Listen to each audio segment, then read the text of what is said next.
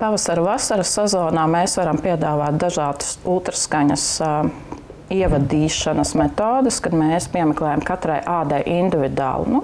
Kas būtu vēlamāks? Kolagēns, hialurons, skābe, C vitamīns, dažādi kokteilīši, ko var sajaukt atkarīgi individuāli skatoties uz ādu. Ja mēs redzam, kas tur ir pa defektu, tur ir saules sabojāta āda, tur ir atūdeņota āda, tur ir iekaisuma process. Un tādā veidā mēs uzliekam noteikti izvēlētu medikamentu un ar ultraskaņas īpatnēju āmuriņu, viņš tiešām kā āmuriņš, viņš nav klasiskā ultraskaņa, varam ievadīt tādā, vienlaicīgi arī stimulējot tādu.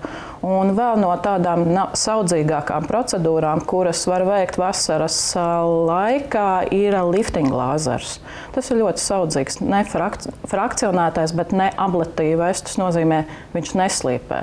Vienīgā procedūra pie mums no lāzeriem, kas nav sāpīga. Tiek stimulēts kolagēns apmēram 3–4 mm dziļumā, un tieši šis dziļums ir atbildīgs par vaipstu noslīdēšanu.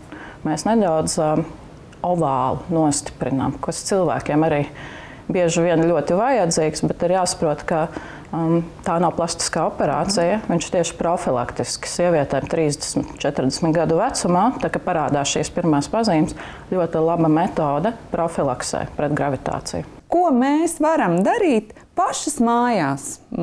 Pirms doties uz lāzera medicīnas klīniku, kā sagatavot tādu pavasara vasaras sezonai? Īstenībā pirmais ieteikums būtu nopirkt gaisa mitrinātāju. Tas nav joks, jo sausais gaiss telpā izsūc ūdeni. Tāpēc ir vēlams pārbaudīt, cik ir gaisa procenti un iegādāties šo gaisa mitrinātāju. Otrs – krēmi. Bez krēmiem vispār neiet runa. Varbūt arī mitrinošās maskas, tā lai ūdens būtu. Tāpēc ir jāmēģina ziemā darīt visu, lai saglabātu un tauku barjeru uz ādas. Un to var izdarīt tikai pati sieviete mājās. Tas ir attiecīgs krēms, kas ir tiešām regulāri un bagātīgi jālieto.